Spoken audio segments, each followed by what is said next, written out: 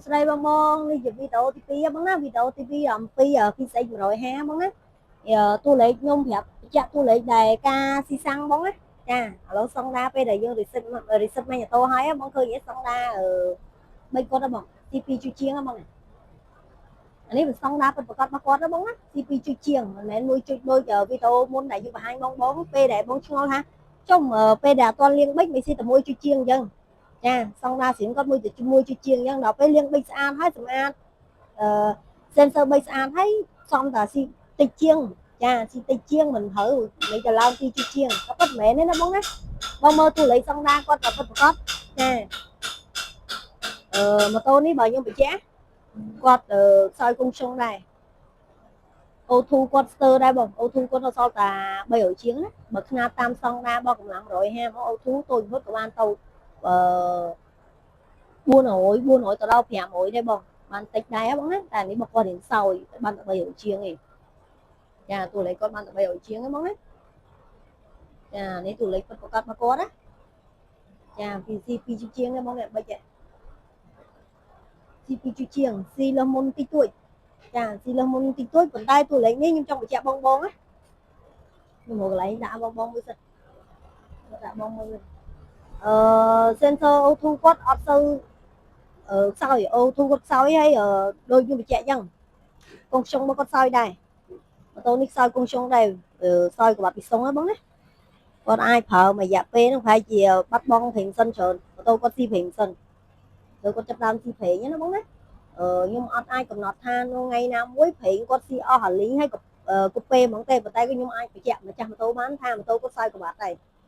ចាតួលេខវាសំគុំគ្នាបងណាអញ្ចឹងមិនគាត់វិជាគាត់បង្ហាញគាត់ផ្ដល់តំណែងដល់ម៉ូតូ25ចុចជាងបងណាចា25ចុចជាងរបៀងភ្លើងគាត់12នឹងស្អាតដែរបងណាចារបៀងភ្លើងគាត់ល្អហ្មង12នឹងស្អាតហ្មងហើយការវិជា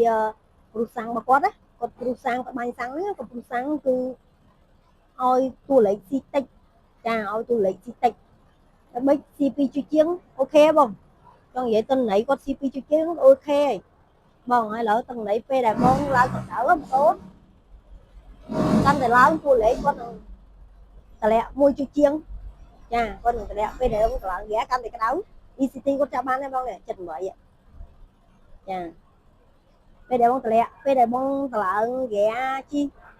រយៈពេលវែងកម្ដៅឡើងវែងគឺគាត់នឹងតម្លាក់គុណទីបាញ់សាំងរបស់គាត់នឹងតម្លាក់តាមនឹង1.5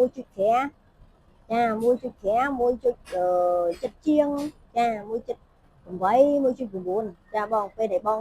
ECT ឡើងកម្ដៅខ្ពស់ ECT ឡើងកម្ដៅខ្ពស់គឺគាត់បាញ់1ជាងហើយពេលដែលបងជីរយៈពេលវែងបងជីប្រើតួលេខផ្លូវវែងទៅឆ្ងាយចាប៉ាឡប់គឺគាត់មិនបានឡប់ស៊ីឡប់ចាស់គាត់ពេលតួលេខនេះ